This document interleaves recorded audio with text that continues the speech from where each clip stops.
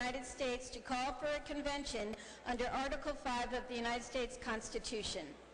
Having considered the same, report the same with the following resolution. Resolved that it is inexpedient to legislate. Representative Janine M. Notter for the majority of the committee. The minority of the committee, having considered the same and being unable to agree with the majority, report with the recommendation that the bill ought to pass. Representative Timothy J. Smith for the minority of the committee. The question before the House is the majority committee report of inexpedient to legislate on HCR-10. The chair recognizes Representative Valancourt for a motion. Yes, I move to table this resolution. Representative Valancourt moves to lay HCR-10 on the table. This will be a division vote. I would ask members to take their seats. This will be a division vote.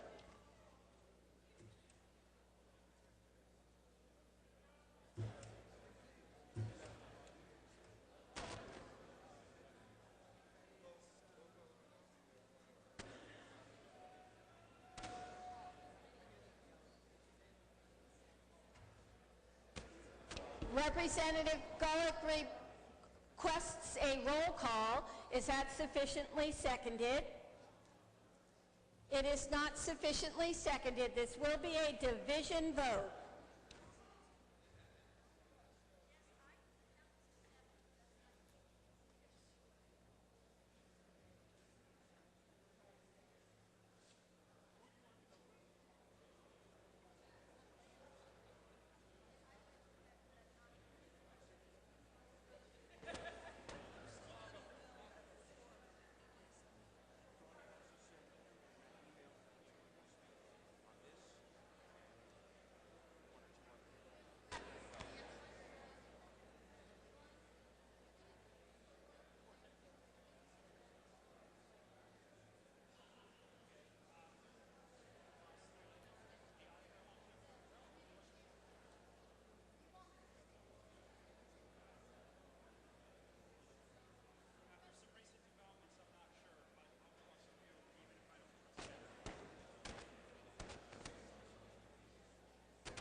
The question before the House.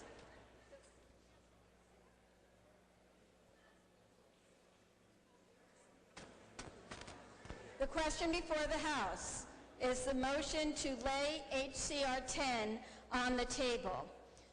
This is a division vote. If you're in favor, you'll press the green button. If you're opposed, you'll press the red button. Chair recognizes Representative Valancourt for a parliamentary inquiry.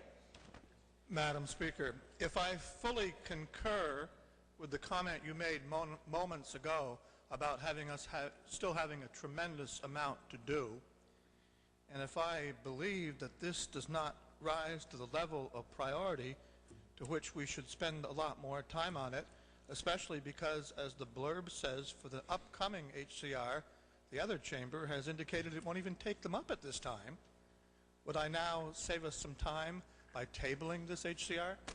The question before the House is the motion to lay HCR-10 on the table. This is a division vote. If you're in favor, you'll press the green button. If you're opposed, you'll press the red button. Chair recognizes Representative Tiberge for a parliamentary inquiry. Thank you, Madam Speaker. Madam Speaker, if I know that the prime sponsor has spent a great deal of time and effort on this legislation, and if I further know that the emails regarding this HCR-10 has piqued a lot of interest, particularly when a number of members don't quite understand Article 5 of the Constitution. And if I further know that the debate on this will be extremely brief, would I now vote red to overturn the motion? The question before the House is the motion to lay HCR-10 on the table.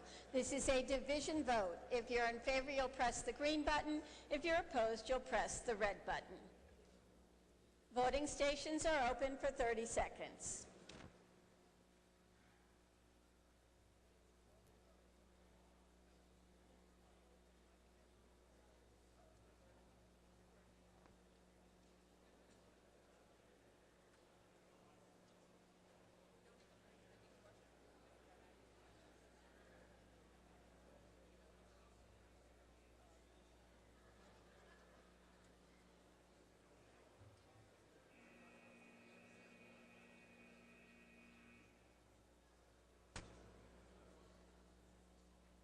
Have all members voted who were here when the question was put?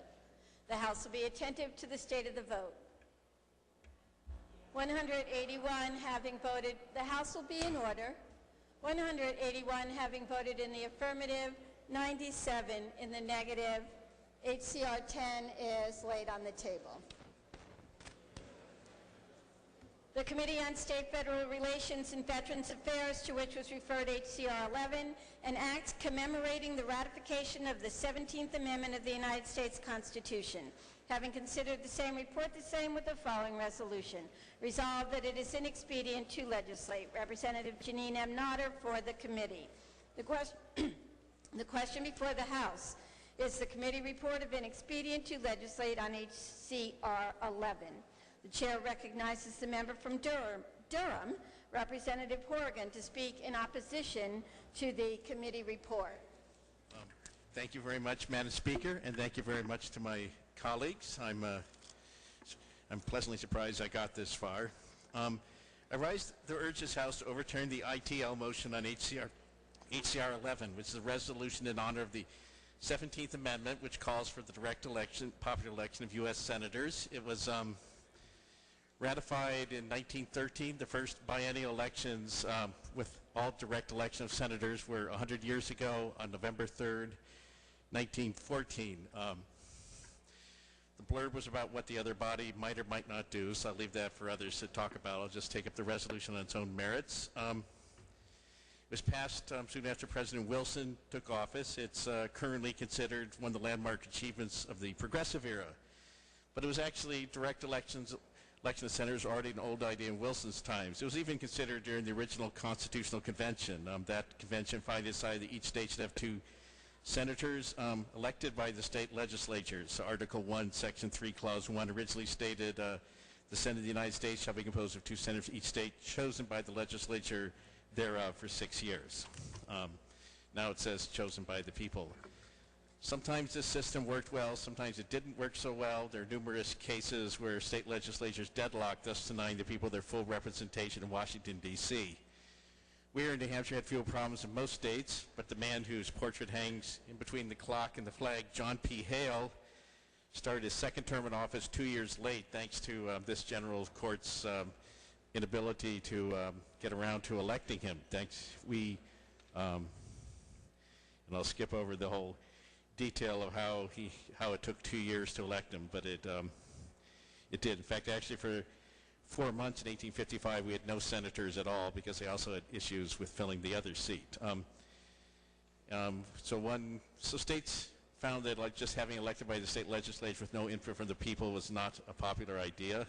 One solution, which I'm mentioning only because his portrait is right behind me, was Abraham Lincoln. The Lincoln-Douglas debates were actually, there was no direct election of senators in Illinois in 1858, so the legislature acting somewhat like the Electoral College did today to choose the senators. And actually, Lincoln's Republican Party won a majority of the popular vote, but because of the way the legislature was apportioned, Douglas won 54 to 46. In 1866, after the Civil War kind of interrupted things, Congress passed a law regulating how state legislatures held their senatorial votes. This was one of the few times when Congress attempted to compromise our nation's tradition of federalism by telling state legislatures how to do their business. That matter just made worse. There are many scandals, as well as some cases where state legislatures were unable to function effectively, although not ours. By the time the 17th Amendment took effect in 1913, 31 to 48 states had some form of popular vote for U.S. senators. New Hampshire was one of the 17 holdouts. Our first popular elected senator was Jacob Harold Gallinger, who'd been in office since 1891, had been the president pro tem of the Senate in 1912 and 1913. So when the voters in New Hampshire ended up choosing the same man who had previously been elected 4 times by this general court. The first senator from our state whose service post-dated the 17th Amendment was Harold Wilder Keyes, who was a former state representative, governor, man actually very much like Senator Gallinger, and his portrait is out in the hallway. And so even if similar individuals are being chosen, the direct election of senators is still a huge step forward to democracy. The people's senators are accountable first and foremost to the people they serve rather than the politicians or special interests.